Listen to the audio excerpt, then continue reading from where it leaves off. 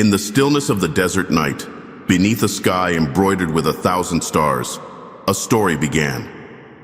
One not merely etched into the annals of history, but woven into the very soul of humanity.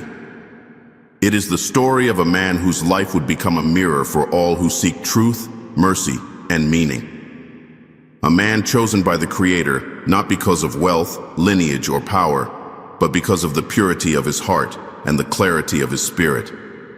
A man who walked gently upon the earth, yet whose message would thunder across time and continents. This is the story of Prophet Muhammad, peace and blessings be upon him, the seal of all prophets, the mercy sent to the worlds, and the guiding light through the darkness of ignorance.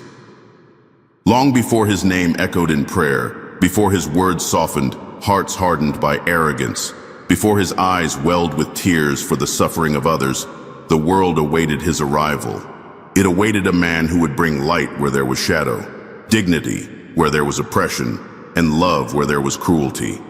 Arabia in the 6th century was a land of fractured tribes and misguided customs, where idols filled the sacred sanctuary of the Kaaba and might often eclipse what was right. Honor was rooted in lineage, loyalty in blood, and truth was buried under the sands of superstition. Yet within this very landscape of confusion and moral collapse, Allah chose to raise a man who would become a living example of the Qur'an, a man whose every action would reflect divine wisdom, whose silence would speak volumes, and whose life would heal what was broken. He was born an orphan, wrapped not in royal cloth but in simplicity and sorrow. From the very beginning, he tasted loss, the absence of a father he never knew, the warmth of a mother that faded too soon, the care of a grandfather that slipped through his young fingers. Yet from these early wounds, compassion bloomed. The ache of being alone taught him to embrace others. The sting of hardship cultivated within him the strength to carry the burdens of an entire Ummah.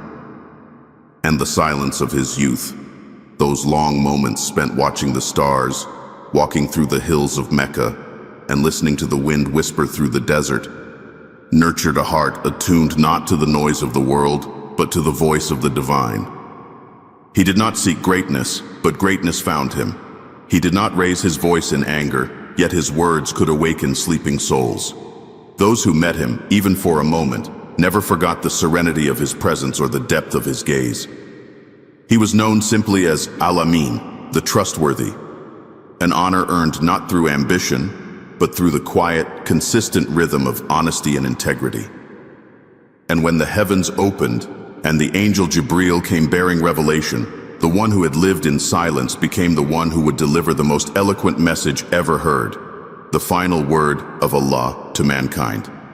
Yet, his story is not only one of prophetic mission.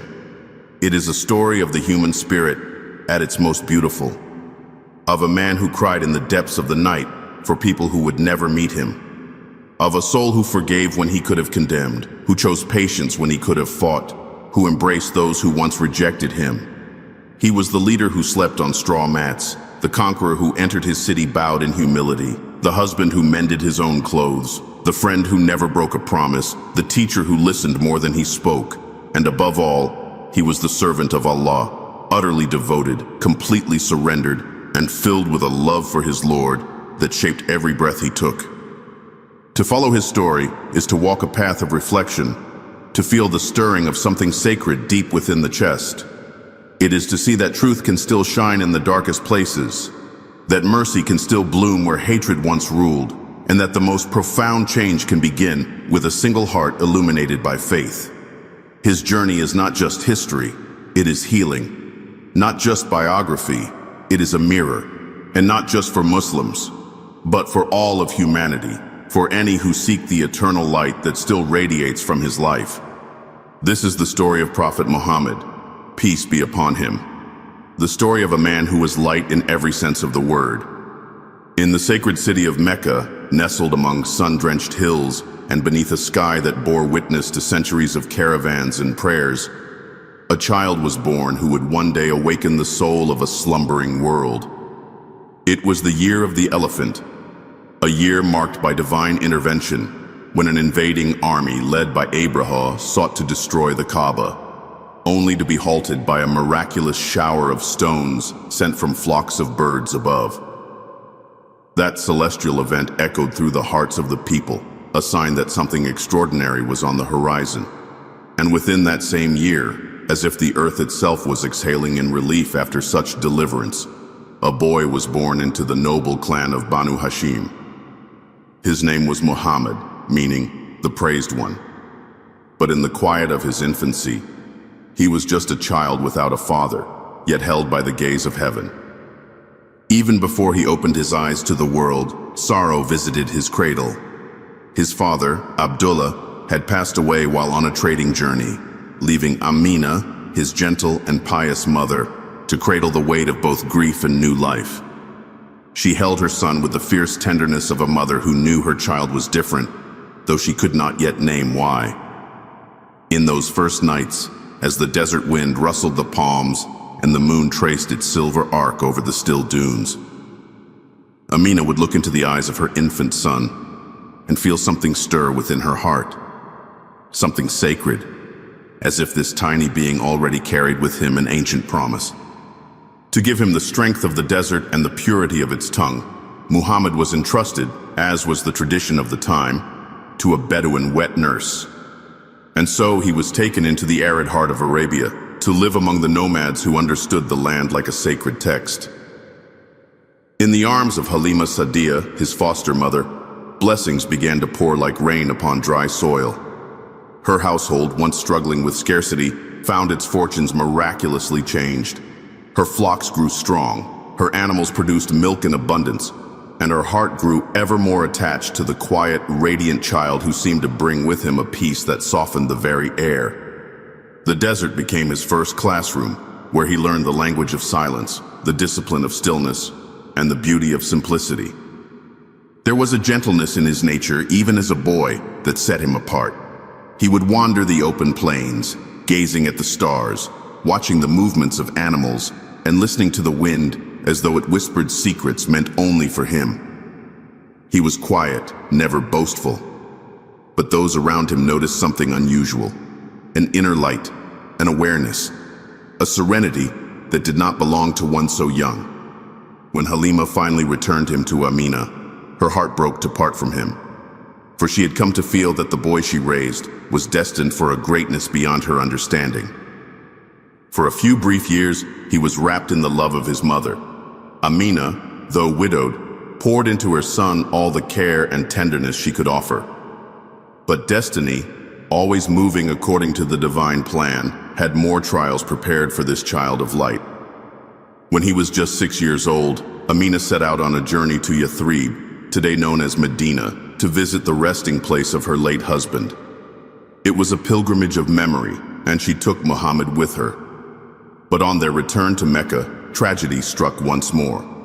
Amina fell gravely ill, and in the quiet village of Abwa, her soul departed from this world.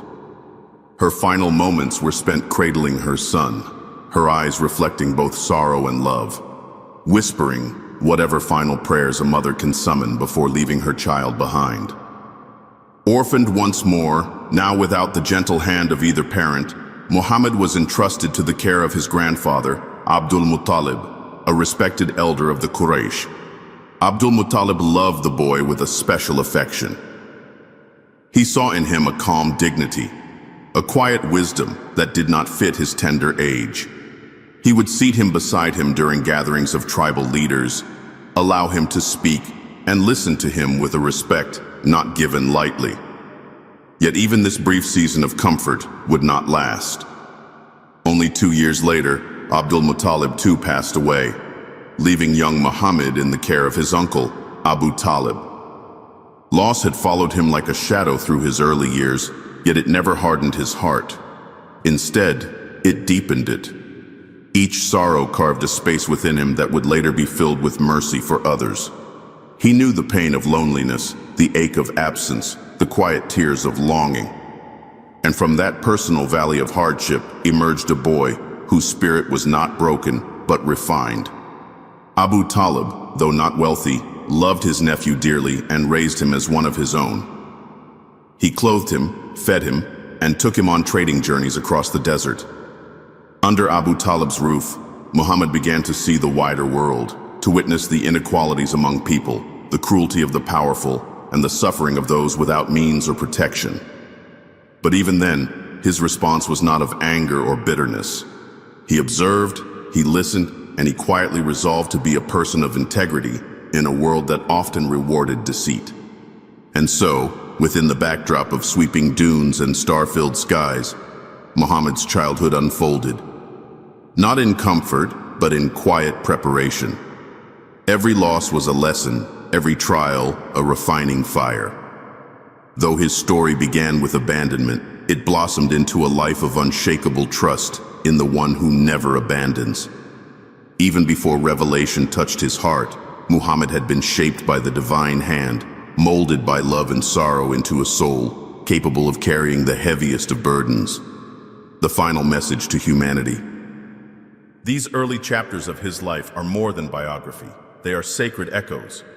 They remind us that hardship is never without purpose, that loss can create space for divine mercy, and that the ones who seem most forgotten by the world may be the very ones chosen to transform it.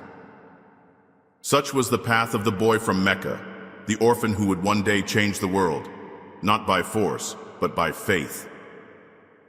After the passing of his beloved mother, Amina, the world must have felt vast and silent to the young Muhammad, as if the earth itself had exhaled a breath of sorrow on his behalf. He was only 6 years old when he watched her eyes close for the final time in the small village of Abwa. The embrace that once carried him through the nights was gone.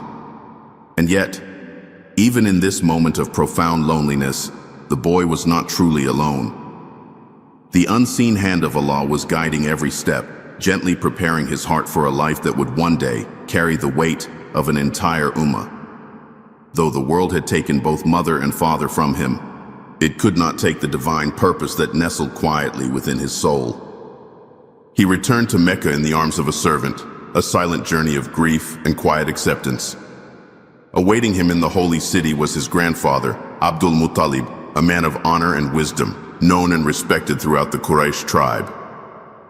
Upon seeing the orphan child of his lost son Abdullah, Abdul Muttalib's heart softened. He took the boy into his care with an affection that was deep and immediate, as though he recognized that this child, this gentle, soft-spoken child, was destined for something far beyond the reach of ordinary men. Abdul Muttalib was no stranger to the sacred. He had once been the one who, by divine guidance, rediscovered the long-lost well of Zamzam.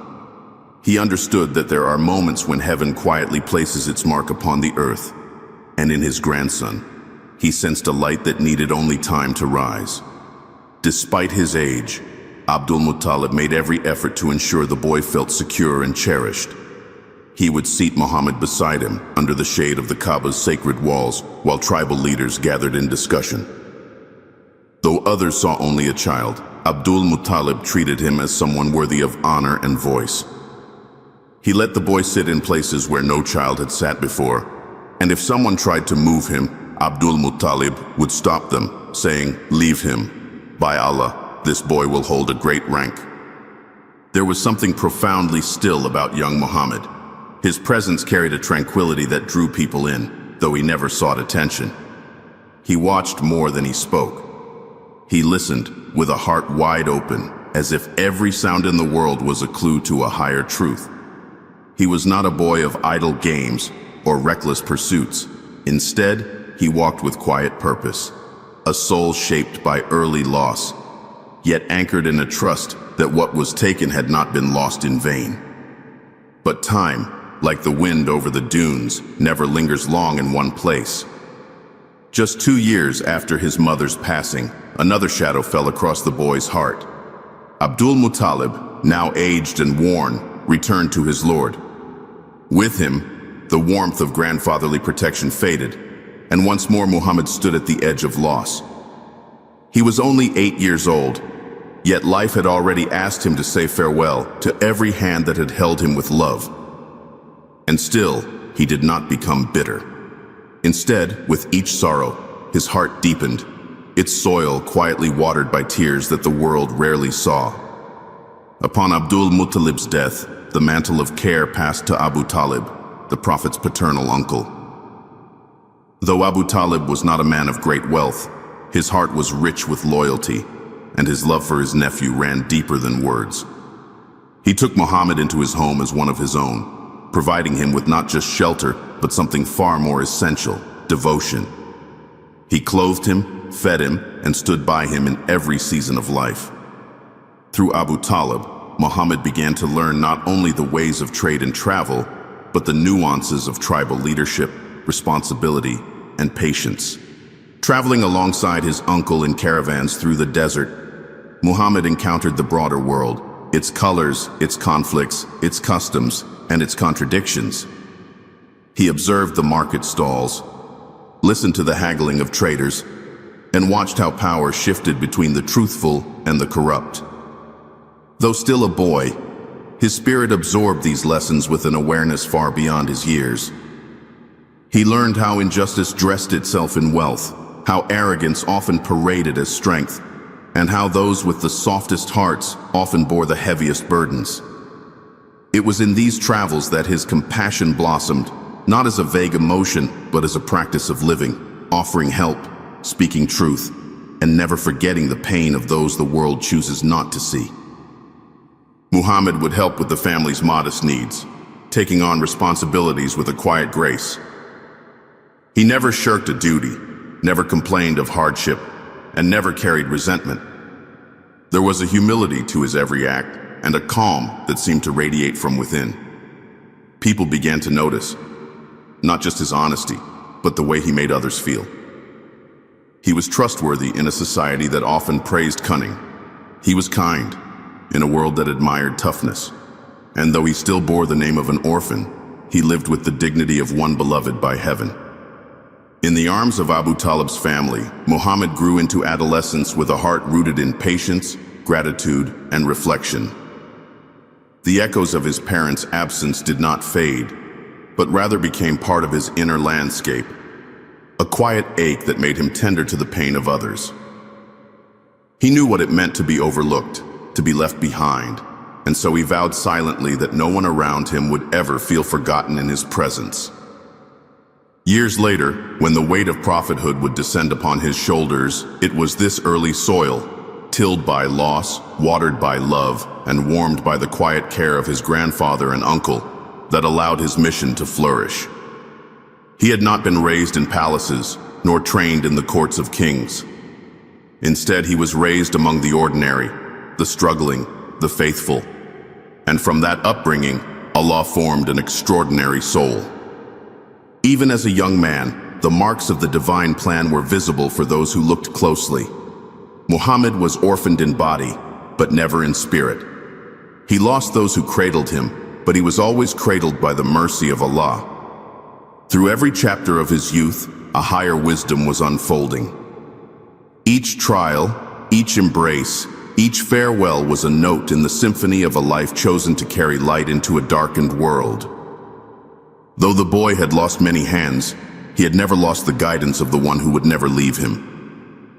He was orphaned, but never alone. As the years unfolded and the sun of Mecca continued to rise and fall upon the ancient sands, the orphaned child, who once walked its narrow streets in quiet reflection, began to blossom into a young man of remarkable character. There was no trumpet to announce his growth, no public acclaim to mark the seasons of his life. Yet those who watched him knew that something profound dwelled within him. The city may have seen him as the son of Abdullah, the nephew of Abu Talib, but Allah saw him as the one whose soul would one day carry the final revelation to mankind. Even before the first word of the Qur'an descended, his life was a living verse, one of truth, compassion, and divine grace. Muhammad grew in the embrace of Mecca's hills and valleys, not as a seeker of wealth or status, but as a seeker of meaning. While other young men were drawn to revelry and tribal games, he remained distant from distractions.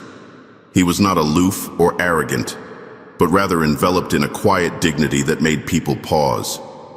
His silence was not empty, but full. His eyes, often lowered in humility, spoke volumes. There was a gentleness in his voice, a sincerity in his smile, and a calmness in his presence that softened even the harshest of hearts. His companions would often say that once you met Muhammad, you never forgot him.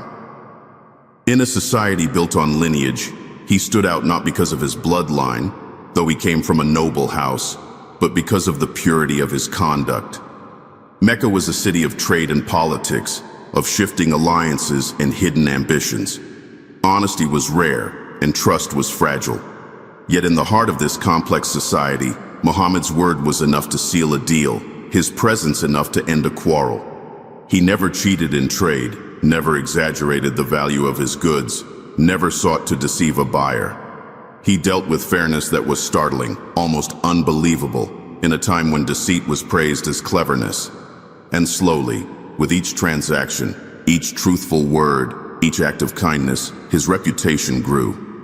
The people began to call him Al-Amin, the trustworthy, not as a formal title bestowed by any council, but as a name spoken with sincerity from the lips of merchants, elders, and common folk. It was not merely what he did, but who he was. You could trust him with your wealth, your secrets, your children. You could trust that he would not speak falsely, even if it cost him a profit. You could trust that in a room full of self-interest, he would be the one seeking justice. This trust was his foundation, and it would later become the soil from which the message of Islam would bloom. His honesty was not reserved only for the marketplace. In every dimension of his life, he lived as though Allah was watching, and indeed he believed it so even before revelation. He respected the rights of others, cared for the poor, and treated the weak with kindness. He would stop to greet a child with the same attention he gave to a tribal elder. He would visit the sick, comfort the bereaved, and defend the oppressed. His hands were never raised in arrogance, his tongue never used to humiliate. There was strength in his restraint, power in his patience. When disputes arose among the tribes of Mecca, it was Muhammad whom they called to mediate. His judgment was sound, his wisdom uncommon for one so young. One moment stands out like a gleaming star in the night sky, a moment that would etch his name deeper into the hearts of his people. During the renovation of the Kaaba, the sacred sanctuary, the tribal leaders quarreled over who would have the honor of placing the black stone in its rightful place. Tempers flared, swords were nearly drawn, and it seemed blood would be spilled within sight of the house of God. But then someone spoke. "Let us ask Al-Amin. Let Muhammad decide." And so they brought him, not as a man of power, but as a man of peace. He listened carefully, his eyes steady and thoughtful. Then, in his quiet brilliance, he proposed a solution that honored every tribe. He laid the black stone on a cloth and invited a leader from each tribe to hold a corner. Together, they lifted it, and Muhammad placed the stone with his own blessed hands. What could have ended in bloodshed was resolved with unity. This was not only an act of wisdom, it was a moment of divine preparation, a sign to the people that the one among them who brought peace to their worldly affairs would soon bring peace to their souls. Even as he earned their respect, Muhammad remained humble. He never sought leadership, never raised himself above others, never claimed moral superiority. He would walk alongside the poor, eat with the hungry, and wear simple garments without complaint. He lived not for status, but for sincerity. And though his heart was full of compassion, it was also restless. He looked at the world around him and saw things that wounded his spirit. Idols worshipped in every corner, the cries of the oppressed silenced by the noise of power, women treated as objects, orphans forgotten, truth twisted for the benefit of the few. These things did not sit quietly in his soul. They stirred something within him, a yearning for justice, for light, for truth. He began to seek solitude. Sometimes he would climb the mountains surrounding Mecca and sit in silence, letting the wind carry his prayers to the unseen. The cave of Hira became his retreat, a place where he could think, reflect, and cry to the heavens in search of meaning. His heart was full of questions, not doubts. He believed in something greater, though he had not yet seen its full form. And in that space between revelation and silence, between trust and mystery, Allah was preparing his messenger. This chapter of his life, before the Qur'an, before the angels, before the world knew his name as a prophet, is no less sacred. It is a testimony that character is revelation in its own right, that even before the divine message was spoken through his tongue, it was visible in his actions. Long before the verses were etched into pages, the truth was written across his life. He was Al-Amin of Mecca, the man who never betrayed a trust, the youth who chose dignity over desire, the merchant who never lied, the neighbor who never turned away, the heart that beat with mercy even before the command to give it was revealed. And it is in this early life of honesty, patience, and silent submission that we see the first light of prophecy, not in miracles or sermons, but in the way he lived when no one was watching, when there was no audience but the angels, and the only applause was the quiet approval of the Lord of the worlds. In the heart of Mecca, where the sun's golden rays touched the stone pathways and the scent of frankincense floated through the air, two lives were quietly being prepared for a union that would shape the course of history. One was a man whose honesty and gentleness had already become a beacon in a society clouded by arrogance and greed. The other was a woman of noble lineage, deep intelligence, and unwavering grace.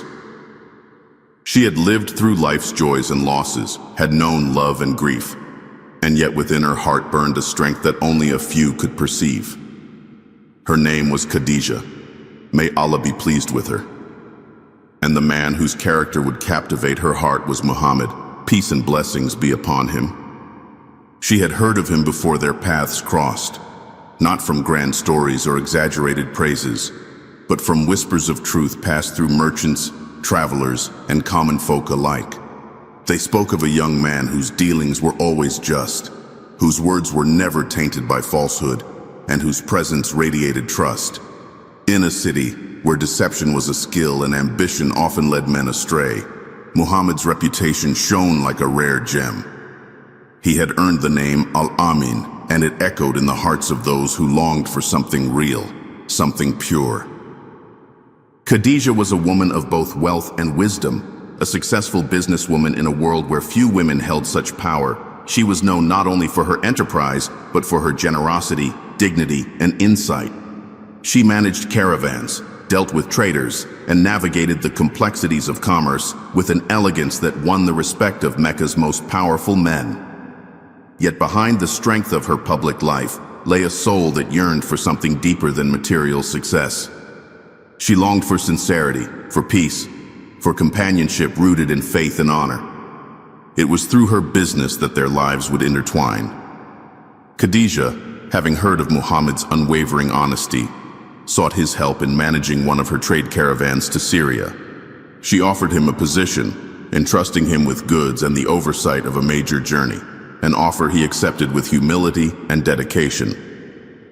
Alongside him on this expedition was her loyal servant, Maysara, who would later return not just with reports of a successful venture, but with stories that would leave Khadijah quietly awestruck.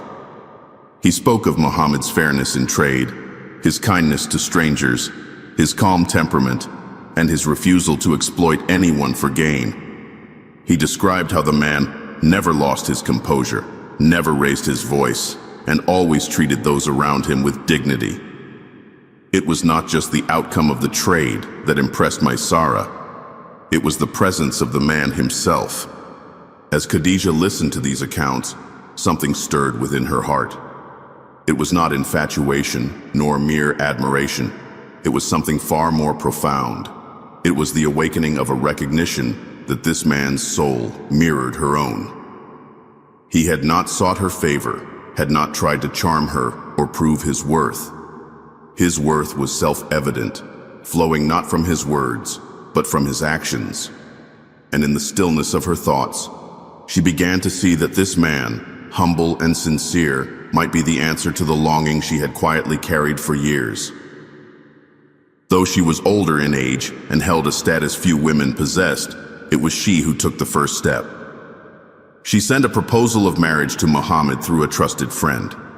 It was a gesture not of dominance, but of sincerity and courage. When the proposal reached him, Muhammad was deeply moved. He had never been one to seek worldly gain or recognition, and here was a woman of high standing and remarkable character expressing a desire to walk beside him. He turned to his uncle, Abu Talib, for counsel, and with his blessing, Muhammad accepted the proposal. Their marriage was not marked by extravagance or display. There was no need for such things, for what passed between them was richer than gold and deeper than ceremony. It was a sacred bond, founded on mutual respect, compassion, and truth. From the moment they joined their lives, their home became a sanctuary, not just from the noise of the world, but from its illusions.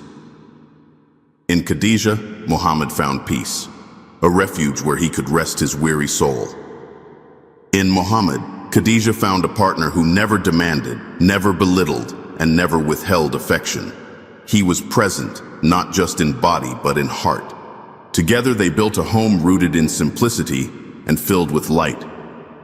Their love was not loud, but it was profound. It was the kind of love that shows itself in small, enduring gestures, a glance that speaks volumes, a shared silence that comforts, a hand offered in support when words are not enough. Khadijah never questioned his quiet retreats into reflection, never doubted the depth of his thoughts. She supported him without hesitation, even when his heart grew restless with questions about the world and its injustices. Years passed in harmony. Children were born to them, each one a thread weaving them closer together. And though they faced the trials of parenthood, the demands of business, and the shifting tensions of Meccan society, their love remained unshaken. She was the first to hear his fears, the first to celebrate his joys, and the first to witness the sacred stirrings of a divine calling. When the first revelation descended upon Muhammad in the cave of Hira, and the angel's words left him trembling in awe and fear, it was to Khadijah that he ran. His voice, unsteady, cried out, "Cover me, cover me." And without a word, she wrapped him in her cloak, held him to her heart, and waited for his fear to pass. When he told her what had occurred, she did not falter. She did not question. Instead, she looked into his eyes and said with the conviction of a soul that knew its beloved, "By Allah, he will never disgrace you. You uphold ties of kinship, you speak the truth. You bear the burden of the weak. You earn for the needy. You honor your guest, and you assist those who are afflicted with calamities." In those words, Khadijah became the first believer, the first to affirm that what had come to her husband was from the heavens. She took him to her cousin, Waraka ibn Nawfal, a man learned in the scriptures, who confirmed that the angel who visited Muhammad was the same who had come to the prophets before him.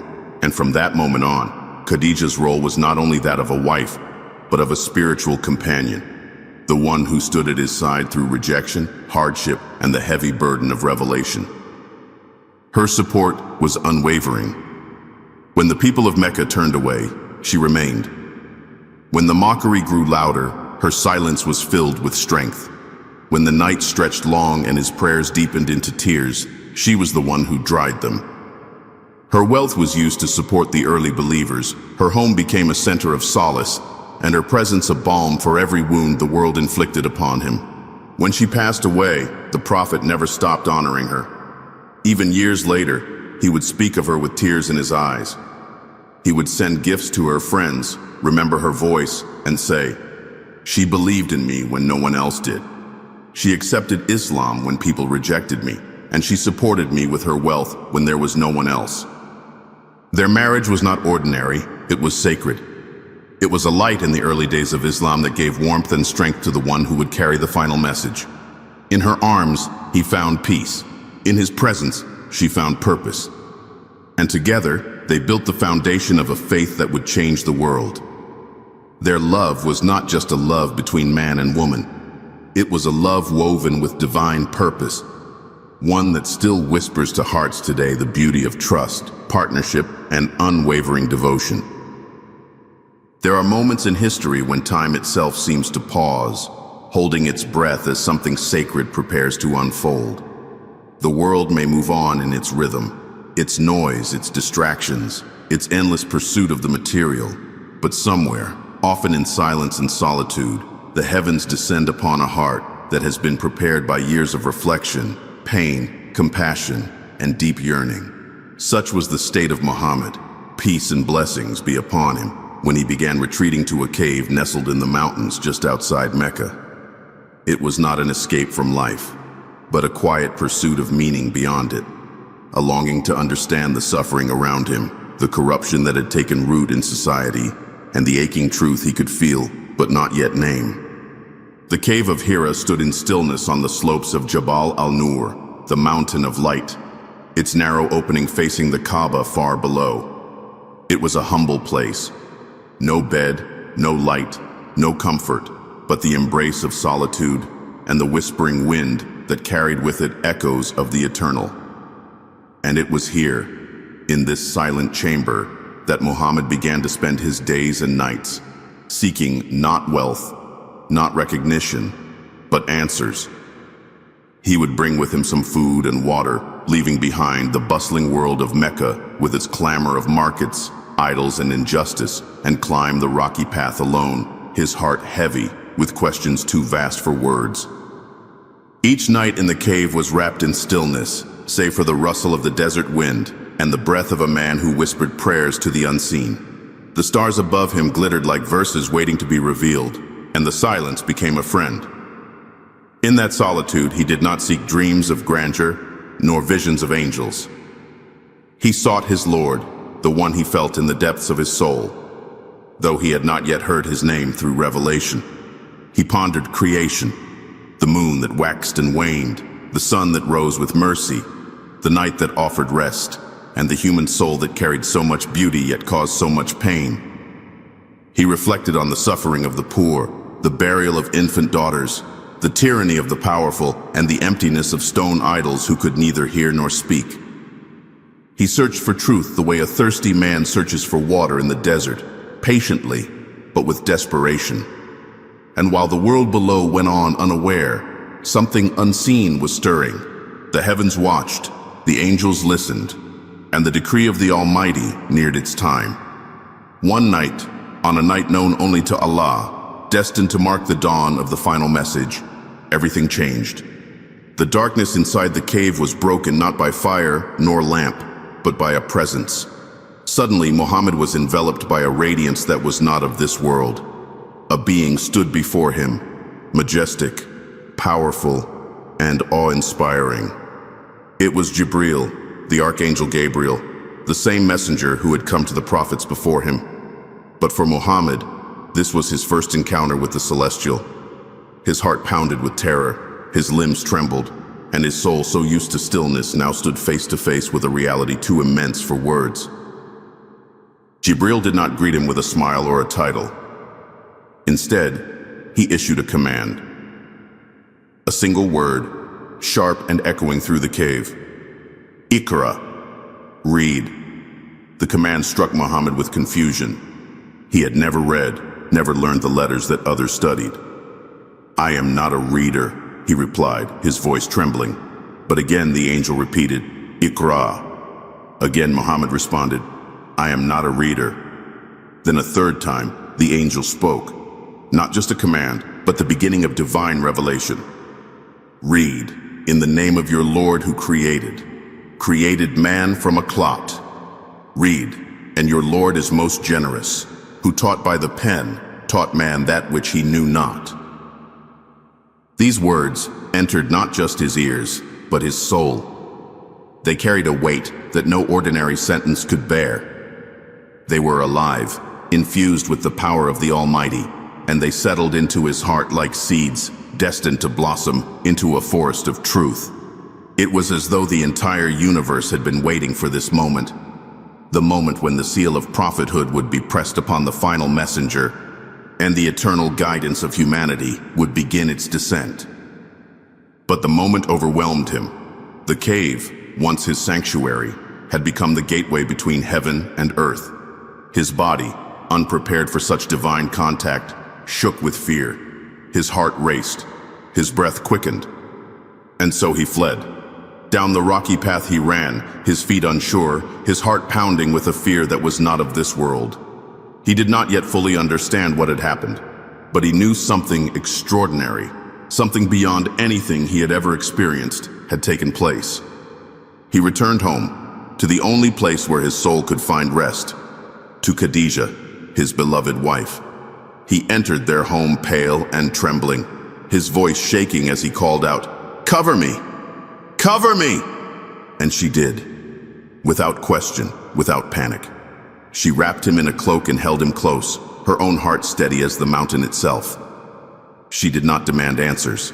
She offered comfort. She let silence settle until he was ready to speak. And when he finally found his voice, he told her everything. Every word, every feeling, every fear. And when he finished, she did not doubt. She did not suggest madness or illusion.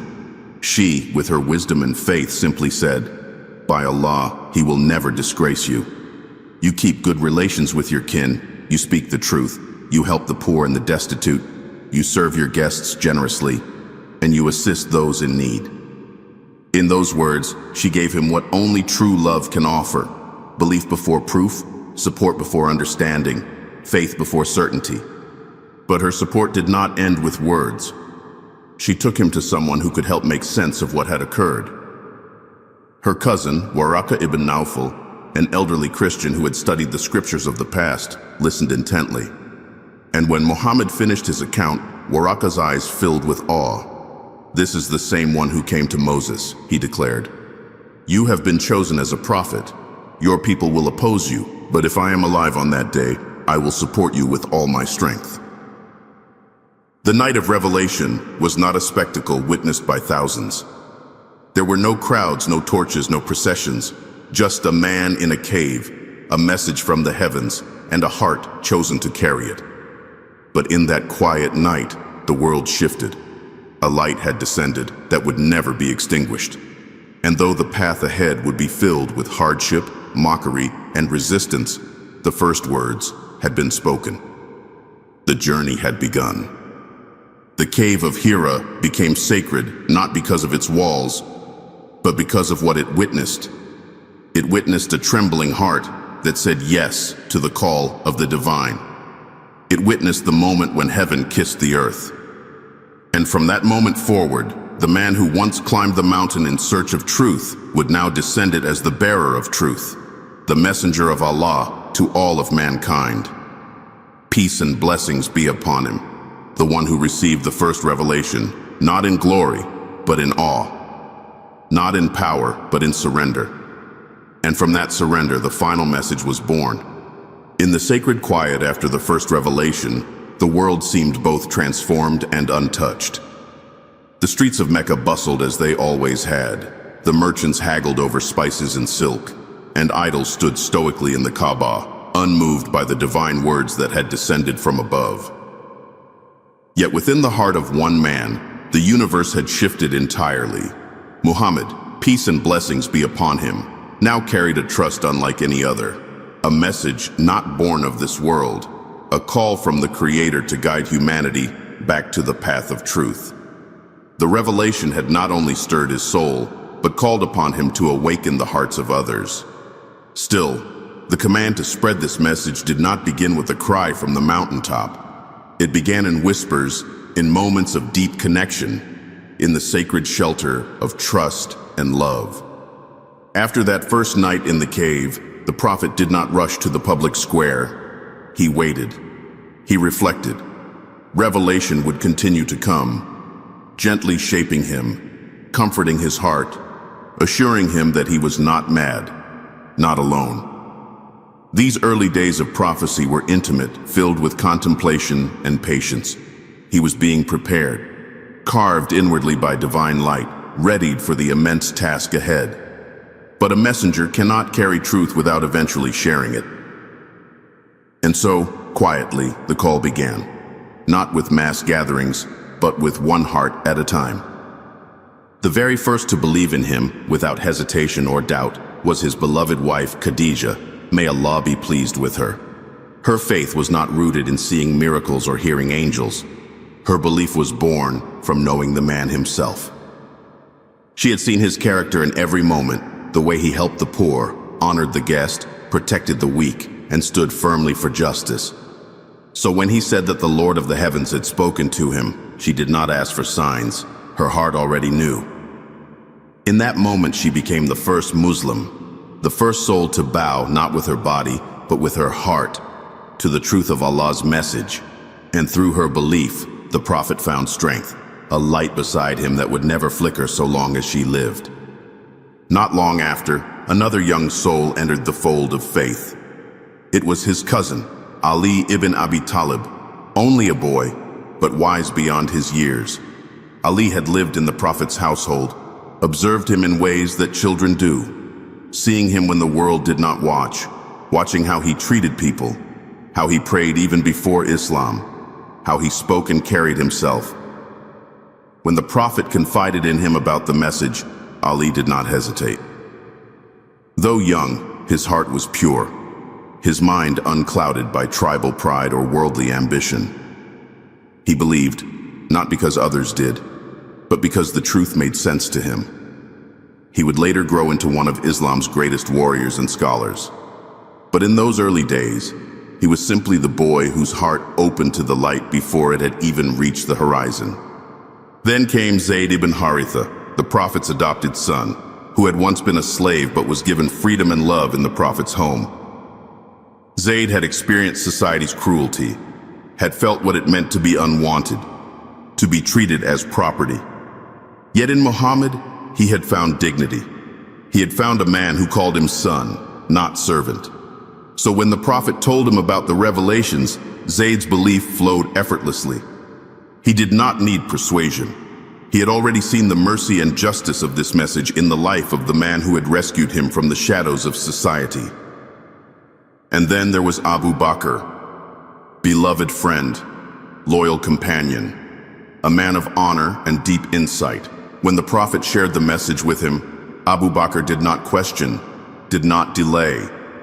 His belief was immediate, like the recognition of something his soul had been waiting for all along. He was wealthy, influential, and well-respected in Mecca, yet his heart was humble and sincere. Abu Bakr did not keep the light to himself.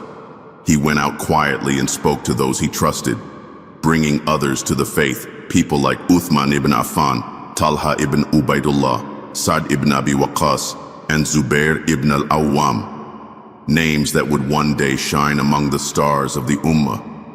But in these early days, they were simply believers whispering the truth in hushed tones behind closed doors. In those first 3 years, the Prophet did not call to Islam openly. The revelations came slowly, each verse weaving a tapestry of guidance, each moment refining the message and preparing the hearts of those who believed. They met in secret, gathering in the home of Al-Arqam ibn Abi Arqam, a young man whose house became a sanctuary of learning and prayer. It was a quiet fortress, hidden from the eyes of the Quraysh, where the new Muslims could hear the Qur'an recited and begin to understand their purpose. These gatherings were filled not with rituals or grand ceremonies, but with sincerity and awe. Every word of revelation felt like rain falling on parched earth. It healed, it awakened, it gave hope. The believers were few, but they were strong in spirit. They were not from a single tribe or class. Among them were the rich and the poor, the young and the old, the free and the enslaved. Bilal ibn Rabah, an Ethiopian slave, would soon join their ranks. He would feel the message deep in his chest and know that even a man without freedom in the eyes of society was cherished in the sight of Allah. Islam was already shattering the chains of inequality long before it had the power to do so publicly. The Prophet continued to teach with gentleness and wisdom. He did not impose. He invited. He listened to people's doubts, answered with compassion, and never forced a soul to believe. His mission, he knew, was to deliver the message, not to compel hearts, but to illuminate them. He lived what he preached, showing by example the mercy of Allah, the nobility of truth, and the justice of submission to the one Creator. These early believers were like seeds planted in the dark soil of an indifferent world. But even in darkness, seeds know how to grow. Their roots stretched quietly through the earth, and though few could see it yet, the tree of Islam had begun to rise. Its branches would one day touch every corner of the globe, but in those first days, it remained hidden, sheltered in secrecy, watered by the tears and prayers of a small group of faithful hearts. It was not fear that kept the Prophet silent in those early years. It was wisdom. Allah had not yet commanded him to speak openly, and the timing of divine instruction is always perfect. These hidden years were not wasted. They were sacred. They allowed the foundation to be built slowly, deeply, and with sincerity. Every new believer was like a candle lit from the flame of prophecy, and with each light, the darkness retreated just a little more. In those whispers, in that secrecy, in that stillness, Islam grew. It grew in hearts, in homes, in quiet conversations beneath the stars. And when the time came for the message to be declared to the world, it would not be the shout of one man. It would be the chorus of many, each voice echoing the same eternal truth, that there is no God but Allah, and Muhammad is his messenger. These early believers, few in number but mighty in faith, are the unsung heroes of the story. They carried the message in silence, nurtured it in secret, and bore its weight before it was ever met with glory. Their courage did not roar, it whispered. And in those whispers, history was changed forever. The time had come. The days of whispers were drawing to a close, and the quiet gatherings in secret corners of Mecca had fulfilled their sacred purpose. The foundation had been laid with care and devotion, hearts had been nurtured, and the early believers had grown strong in faith despite the shadows that cloaked their gatherings. The Prophet Muhammad, peace and blessings be upon him, had carried the trust of divine revelation with grace and patience. But now, the command had arrived. The moment was no longer to be veiled in secrecy. Allah had instructed his messenger to rise and call publicly, to proclaim the truth without fear, and to let the light of Tawheed shine upon a people buried in darkness. It was no longer a private mission. The message was to awaken the city. With the weight of this command resting upon his noble shoulders, the Prophet ascended the hill of Mount Safa, a place that had long served as a platform for announcements of importance in Meccan tradition. It was not an unfamiliar scene. Tribal elders had stood there before to rally people for trade or war, to settle disputes, to share news. But this time, the man who stood upon it came not with worldly plans or political schemes. He stood not for himself, but for his Lord. His message was not one of conquest, but of mercy, not one of division, but of unity. He had climbed that hill with a heart full of truth, trembling not from fear, but from the weight of the responsibility bestowed upon him by the Creator of the heavens and the earth. He called out, his voice steady and clear, "O people of Quraysh." His words pierced through the midday air, ringing through the streets of Mecca like the first drops of rain after a long drought. The people recognized his voice, and they came. Men and women, elders and youth, relatives and strangers, they gathered around the hill. For this was Muhammad al-Amin, the trustworthy one. He was not known for theatrics, nor had he ever cried wolf. His words had always been measured, his promises always kept. So when he called, they answered. They stood at the foot of Mount Safa, curious and attentive. What urgent matter could bring such a man to summon the people in this way? They looked up at him, waiting. And then he began to speak. Not with anger, not with pride, but with the solemnity of a man who carries the eternal on his tongue. "If I were to tell you," he said, "that there is an enemy approaching from behind this mountain, coming to attack you, would you believe me?" Without hesitation, the people responded, "Yes, we have never known you to lie." In that brief exchange, centuries of falsehood were exposed. For here stood a man whose truth had never been questioned, whose honesty was known to all. And yet when he followed those words with the divine call, when he said, "Then know that I am a warner to you," before a severe punishment, the mood shifted. When he called them to worship one God alone, to abandon their idols, to return to the path of their father Ibrahim, the air grew heavy. The silence that followed was not one of reverence, but of resistance. It was his own uncle, Abu Lahab, who broke the stillness, his voice laced with mockery and rage. "May you perish! Is this why you gathered us?" His words sliced through the gathering like a dagger. The very people who moments before had affirmed Muhammad's honesty now stood in discomfort. Truth, when it threatens comfort, is often rejected.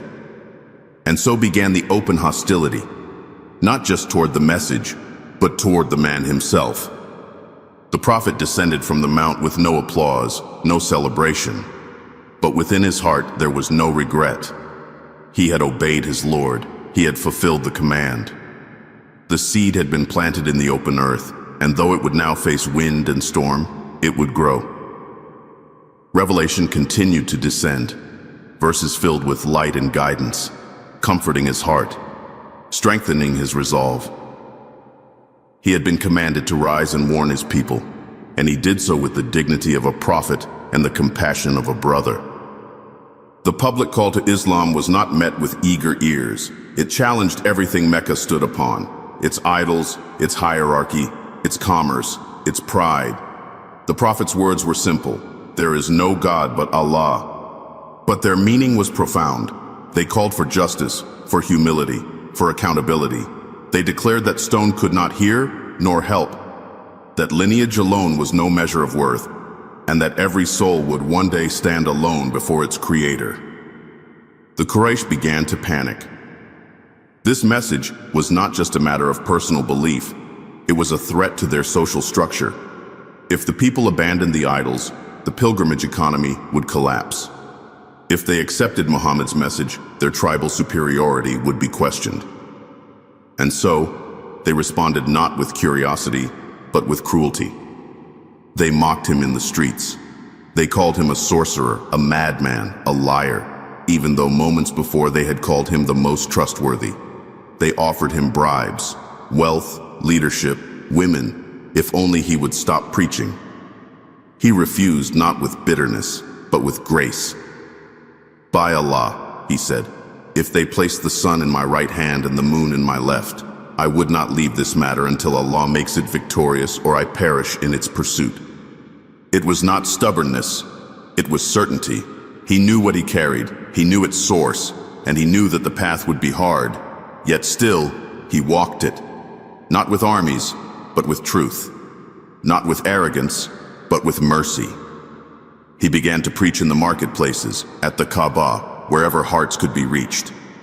The Qur'an, with its unmatched beauty and piercing wisdom, began to move through Mecca like a secret flame, warming some, burning others, and those who listened with sincerity began to change.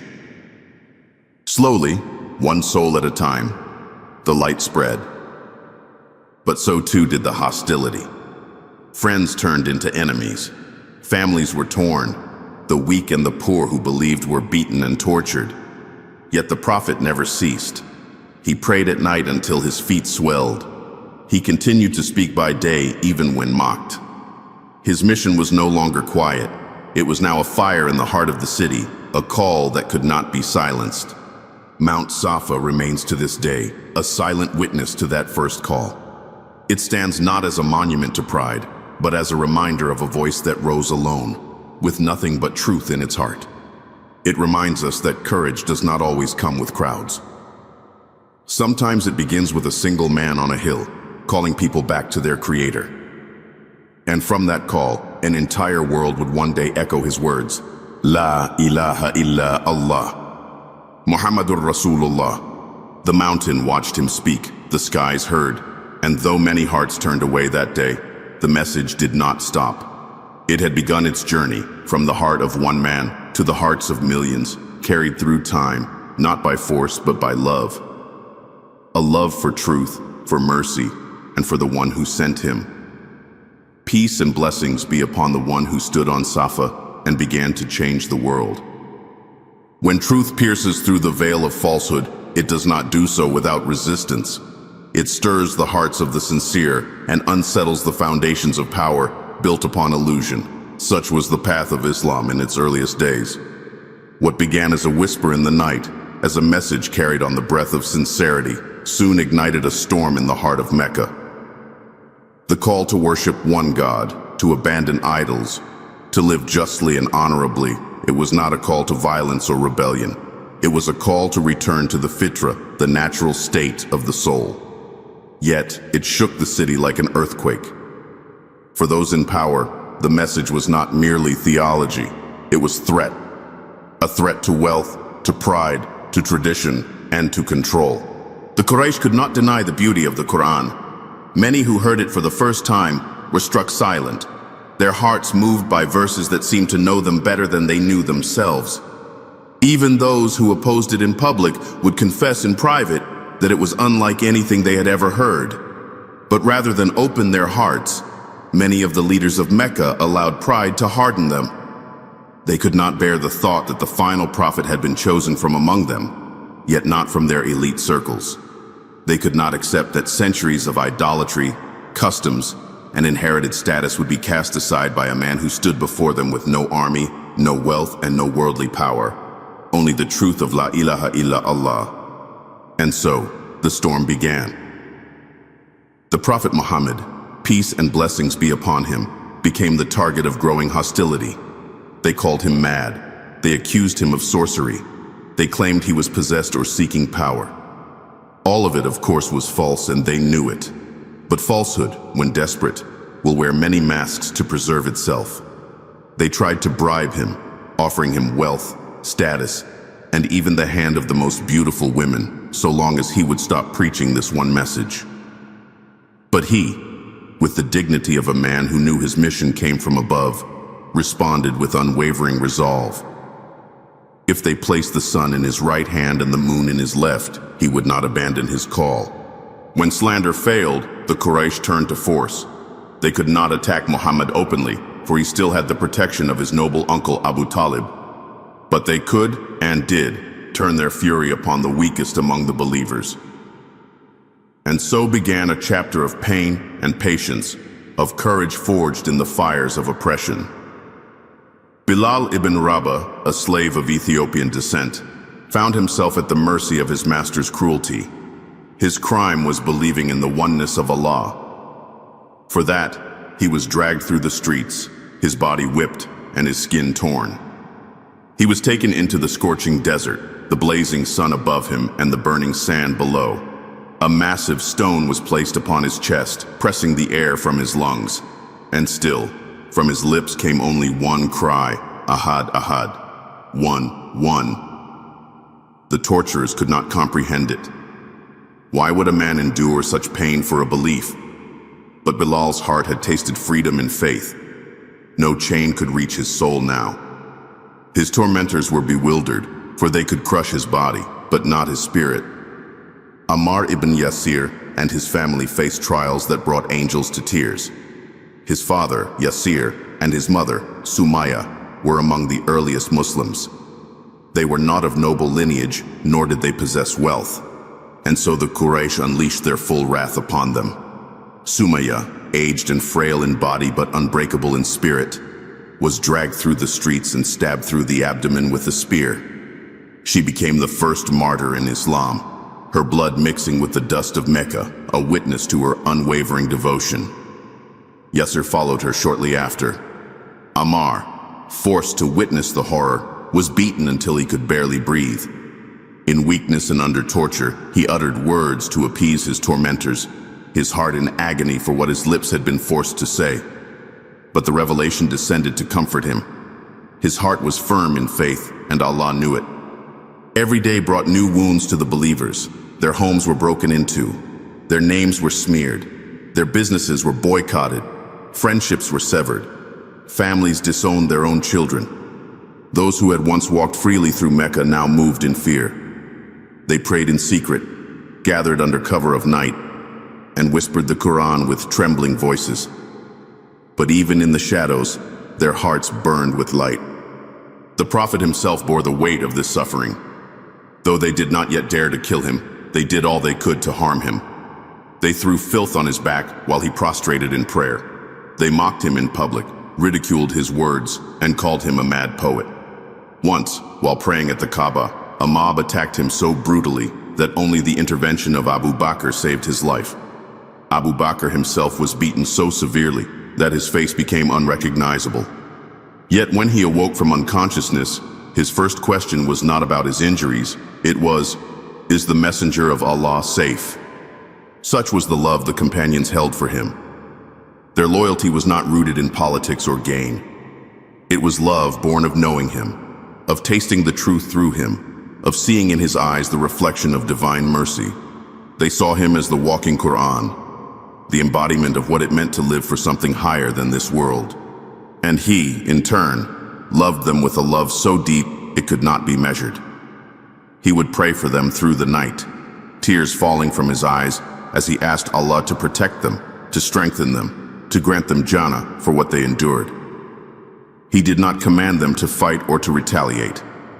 He taught them to be patient, to respond to cruelty with kindness, to trust in the promise of Allah. The revelations during this period did not call for revenge, they called for resilience. Verses came down that lifted their spirits, reminded them of the prophets before them, of the trials of Nuh, of Ibrahim, of Musa, and how truth always prevails, even if the road is long.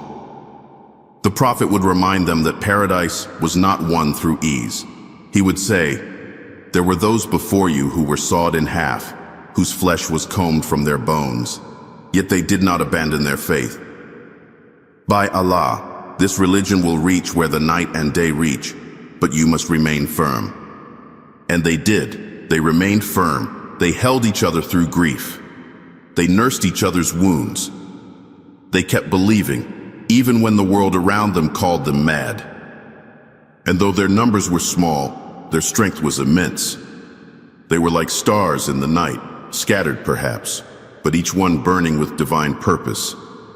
These were the days that tested faith and proved hearts. These were the days that forged the core of the Ummah. Every act of patience, every drop of blood, every tear shed in prayer was recorded by the angels, written in the book of eternity. And from this crucible of pain, Islam emerged not as a religion of ease, but as a faith of depth, of conviction, of sacrifice for something greater than the self. Persecution did not silence them, it purified them, and their patience was not weakness, it was the echo of prophetic strength, the kind that shapes empires not with swords, but with hearts surrendered entirely to the will of the most merciful. Peace be upon them all, the first believers, the silent heroes, the courageous souls who carried the light through the darkness and paved the way for all who would one day utter with conviction, La ilaha illa Allah. The path of truth is never smooth, nor does it unfold without trial. For those who carry the light, the darkness often intensifies before it fades. And for the Prophet Muhammad, peace and blessings be upon him and the growing yet vulnerable Muslim community in Mecca, the years that followed the public call to Islam brought some of the heaviest burdens they would ever bear. It was not just the sting of insults or the cruelty of beatings. It was the cold weight of isolation, hunger, and the grief of unbearable personal loss. But even within this storm there was still light. Light in their steadfastness, light in their trust in Allah, and light in their unwavering love for the Prophet who suffered with them, cried with them, and continued to pray for them long after the world turned its back. As the message of Islam began to spread and more hearts turned toward the truth, the Quraysh became desperate. Their pride would not allow them to admit that this man, this orphan, this man without soldiers or wealth was succeeding. They could not comprehend that it was not gold or swords that drew people to Muhammad, but the weight of his words, the gentleness of his heart, and the truth of his Lord. When mockery and torture failed, they sought something more ruthless. They decided not to attack with weapons, but with starvation. Not with war, but with abandonment. The leaders of the Quraysh gathered and signed a pact, a cruel agreement to cut off the Prophet and his entire clan, Banu Hashim. They would not trade with them, marry from among them, buy from them, or even speak to them. The scroll was hung inside the Kaaba, sealed with the pride of those who thought they could suffocate the light of Allah with parchment and ink. And thus began the boycott. The Prophet, his family, and his companions from Banu Hashim were forced into a valley on the outskirts of Mecca, known as the Valley of Abu Talib. It was a place of rocks and silence, far from the markets, far from mercy. The nights were cold, the days scorching, and the days turned into months, and the months into years, 3 long years. It was not merely exile, it was economic warfare. Food became scarce. Supplies trickled only through secret acts of kindness from a few noble hearts who defied the pact in secret, slipping sacks of grain in the dark of night, risking their own safety for the sake of justice. Inside the valley, hunger gnawed at the children, and the cries of the little ones broke the hearts of the men and women who could do nothing but pray and wait.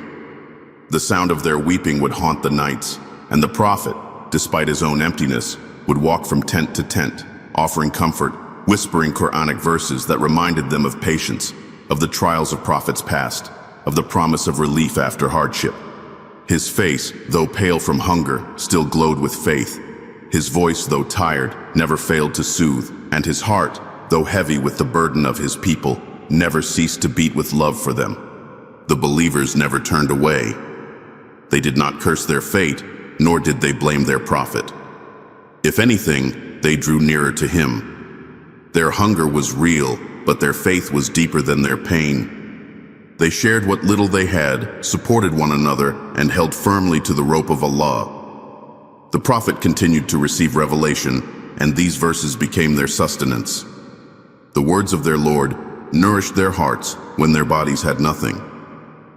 It was in this valley, amidst the hardship, that their faith was polished like jewels under pressure. They were not just believers, they were survivors of the severest trial, purified by deprivation, yet elevated by trust. Outside the valley, the Quraysh grew restless. Some among them began to feel the pangs of conscience. The cruelty of the pact began to shame even those who did not believe in the message. One man, Hisham ibn Amr, could no longer bear the cries echoing from the valley. He, along with a few others, began to plot a way to end the boycott. They confronted the Quraysh leaders in the sacred sanctuary, appealing to their sense of honor. And finally, after 3 agonizing years, the pact was broken. When the Prophet and his people returned from the valley, they had lost weight, strength, and much of what little wealth they had possessed. But they had gained something far more powerful, a resilience that no worldly force could destroy. Their bodies were weakened, but their spirits had become unshakable. They had lived through isolation and starvation and emerged with their faith intact. The valley had tested their patience and they had passed. But the trials were not yet over. For just as they returned to Mecca, breathing the air of freedom once more, another deeper pain awaited the messenger of Allah. Within months, 2 of the most beloved pillars in his life would be taken from him. The first was Abu Talib, his uncle, his protector, his shelter against the fury of the Quraysh. Though Abu Talib had not accepted Islam, his loyalty to his nephew had never faltered. He defended the Prophet when no one else would, stood between him and danger time and time again, and bore the wrath of his tribe to preserve the life of the man he loved like a son. The Prophet sat at his deathbed, his heart breaking, knowing that the man who had shielded him for so long was now leaving. He pleaded with his uncle, begged him gently, "Say just one word, La ilaha illallah, and I will bear witness for you on the day of judgment." But Abu Talib, loyal to his people's customs and unwilling to defy his forefathers, passed away with those ancient words still upon his lips. The Prophet's eyes filled with tears, not of anger, but of sorrow. For though his uncle's protection had saved him from harm, the Prophet longed even more to see him saved in the hereafter. And as if the loss of Abu Talib was not enough, another blow followed soon after. His beloved wife, Khadijah, the first to believe, the first to comfort him, the mother of his children, the light of his home, she too passed away. She had grown weaker during the boycott, her health worn down by years of hardship and sacrifice. When she died, the Prophet lost more than a wife. He lost his closest friend, his confidant, his anchor. She had believed in him when the world denied him. She had lifted him when revelation overwhelmed him. Her love had been his refuge, her faith his strength. The grief that settled over the prophet was unlike anything before. His eyes shed tears, and his heart ached. These two losses, so close together, pierced him deeply. It was a year of sorrow, a year that carved a hollow in his chest that only Allah could fill. He would later call it al-Huzn, the year of sorrow. And yet, even in his grief, he did not falter. He turned to his Lord with even more devotion. The pain did not break him. It brought him closer to the one who never leaves, never dies, never forsakes. He walked the streets of Mecca now with no protector, no wife to soothe his heart, but with the Qur'an in his hands and the light of guidance in his soul. His enemies grew bolder, sensing his vulnerability, but he remained steadfast. For he knew what they did not, that the one who had sent him, the one who had carried him through every storm, was still with him. These trials were not punishments, they were preparation. They were the fire through which gold is purified, and through every loss, every tear, every pang of hunger, the prophet's resolve grew stronger. His love for his Lord deepened, his empathy for the weak expanded, and his message continued, unstoppable, eternal. The boycott and the year of sorrow were chapters of pain, yes, but they were also chapters of elevation.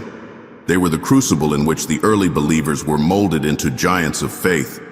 And they were a reminder to every generation that with hardship there is ease, that Allah never burdens a soul beyond what it can bear, and that the heart of a prophet, though tested again and again, always beats with patience, always hopes, always trusts. Peace and blessings be upon him, the one who endured it all for the sake of delivering light to us. The light that descended upon the heart of the Prophet Muhammad, peace and blessings be upon him, was not a passing flame. It was a light meant to reach every corner of the earth, every crevice of the human soul. It was not bound by a moment in time, nor by the walls of Mecca or the sands of Arabia. This light was eternal, woven from the breath of divine mercy and shaped by the hands of the most merciful himself. It did not flicker when faced with hatred. It did not dim when wrapped in sorrow. It grew stronger, brighter, until the darkness that had long veiled humanity began to recede, one heart at a time, one soul at a time. The message that came to the prophet was simple in its words, but infinite in its meaning. There is no God but Allah, and Muhammad is his messenger. In these few words rested the call to justice, to mercy, to freedom, to love, and to the oneness of all creation under one creator. The prophet carried this message with dignity and compassion, through hardship and joy, through rejection and reverence. He lived the message before he spoke it. He embodied it in every glance, every step, every silence. He was the Qur'an walking, a living testament to what it means to submit to Allah with one's entire being. This message did not merely invite people to change their beliefs. It called them to transform their lives. It asked them to cast away not just idols of stone, but the idols of ego, pride, greed, and cruelty. It reminded them that no race or class or title had weight before the eyes of God. The black and the white, the rich and the poor, the free and the enslaved, none held superiority except through piety, sincerity, and righteousness. This message was a healing, a liberation for hearts long shackled by fear, injustice, and emptiness. The Prophet, peace be upon him, brought this message to life with a mercy that astonished even his enemies. He forgave when others expected revenge. He smiled when others would have cursed. He lifted the heads of the broken and sat with the forgotten. He defended the oppressed, honored the orphan, and raised the status of women in a society that buried its daughters. He taught that paradise lay beneath the feet of mothers. He taught that a smile was a form of charity. He taught that the best among people are those most beneficial to others. Every action of his was a reflection of the light he had been sent to deliver. His words were not empty. They were seeds planted deep in the soil of human conscience, and they bloomed not just in his lifetime but long after his body was placed in the earth. They reached lands he never walked, people he never saw. From the deserts of Arabia to the mountains of Persia, from the rivers of Africa to the coasts of China, the message of Islam spread not merely through conquest or migration, but through the undeniable truth carried in the hearts of those who believed. The message touched poets and scholars, kings and servants, warriors and weavers. It reshaped empires, not through tyranny, but through the revolution of the heart. Yet, despite the enormity of the change, the Prophet remained humble. He did not build palaces. He slept on straw mats. He mended his own clothes. He ate simply, shared generously, and wept for the salvation of people who had once thrown stones at him. He did not seek wealth or power. He sought only that people be guided, that they taste the sweetness of belief, that they know the one who created them with love.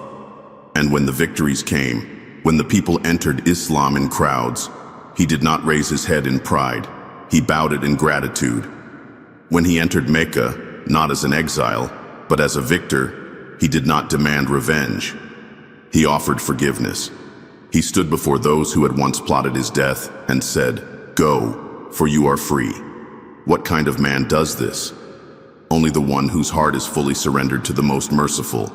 His final sermon was not a speech of self-glorification. It was a reminder that his mission was complete, that the trust had been delivered, and that now it was upon each person to carry it forward. He asked, "Have I conveyed the message?" And the crowd replied, "Yes, you have." He raised his finger to the sky and said, "O Allah, bear witness." These were not the words of a king. These were the words of a servant, a prophet, a man whose every breath had been for his Lord. Soon after, the verses ceased. Revelation was complete. The Qur'an was whole. The path had been laid. And not long after, the prophet fell ill. His final days were marked by weakness, but also by love. He prayed with his companions. He smiled through his pain, and he whispered words of peace.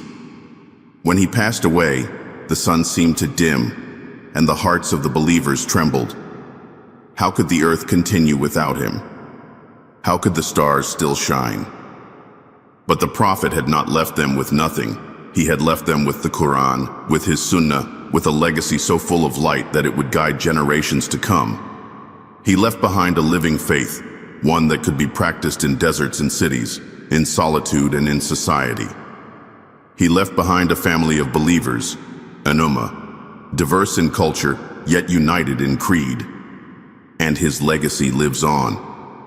Every time a person lifts their hands in prayer, every time a mother is honored, every time justice is upheld, every time a heart bows in humility to the one true God, his legacy breathes again.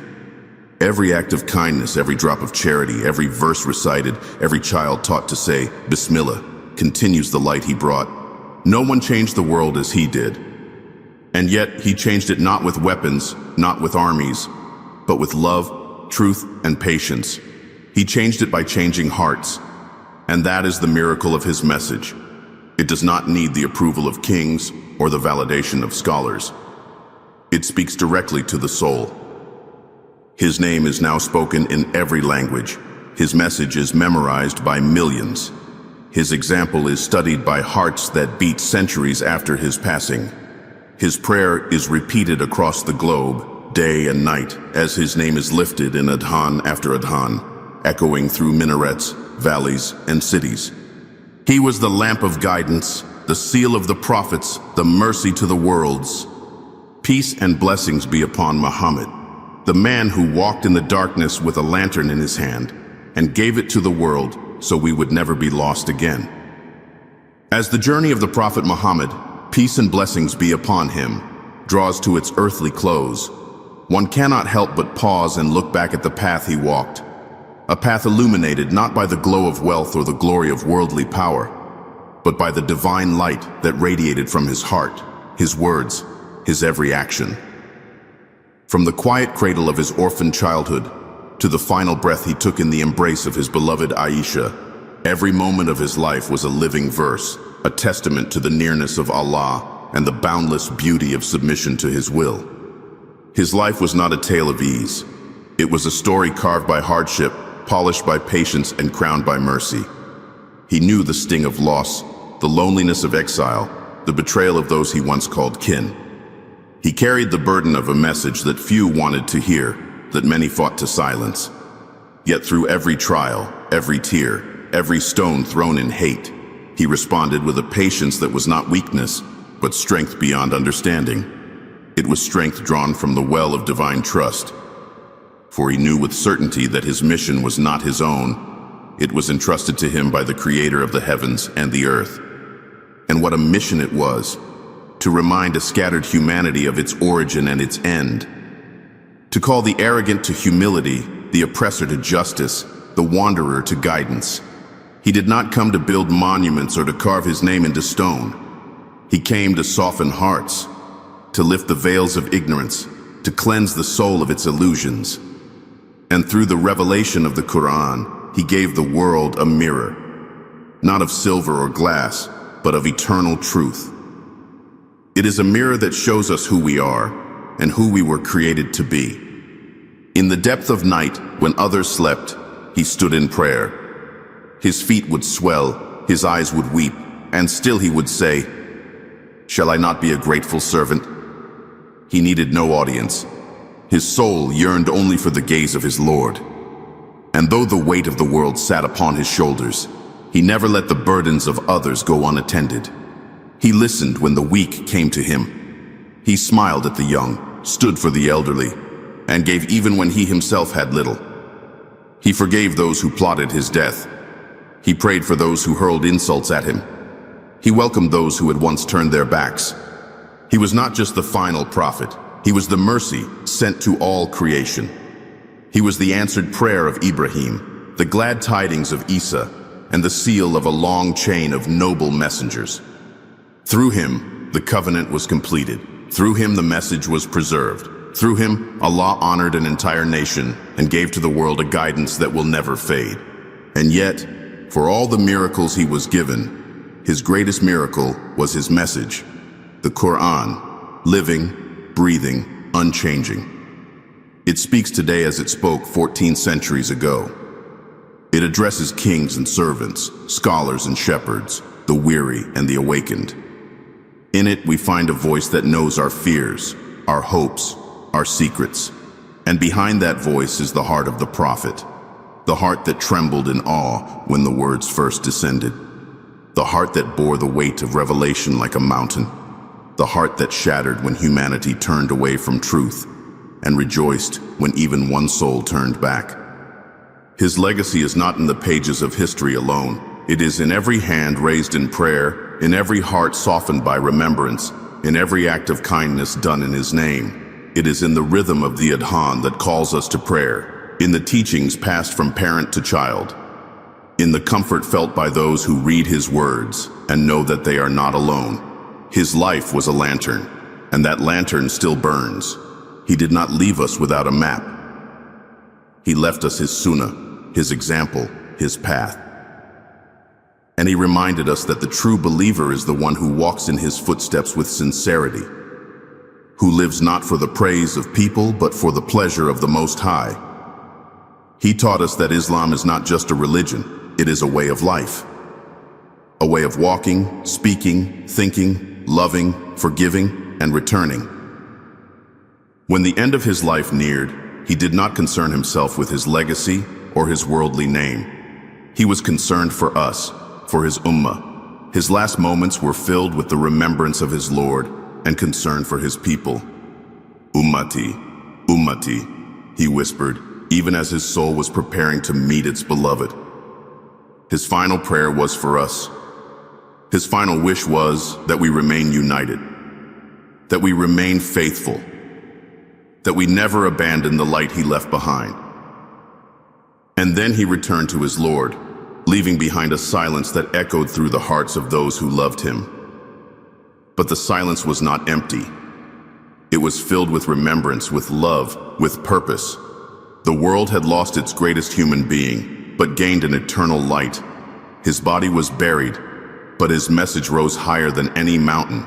deeper than any ocean, reaching across generations, lands, and languages. To love him is to follow him. To follow him is to serve Allah with sincerity. And to serve Allah with sincerity is to find peace, not only in this life, but in the life that follows. For the one who walks in the footsteps of the messenger walks not in darkness, but in light. They walk toward Jannah, toward the eternal gardens where the rivers flow beneath, and the face of the Prophet will once again be seen by those who truly loved him even without ever meeting him. The story of Muhammad, peace be upon him, is not just history. It is an invitation, a calling, a mirror, a mercy. It is a path back to our Creator, paved with his tears, his sacrifices, and his endless compassion. His journey changed the world, and it continues to change hearts every single day. May our hearts remain forever tethered to his. May our lives echo his gentleness, his strength, his patience, and his trust. And may we be among those who, on the day of judgment, are called by his voice, welcomed by his smile, and granted the shade of his intercession beneath the throne of the most merciful. Peace and blessings be upon him, the beloved of Allah, the mercy to mankind, the light of the world.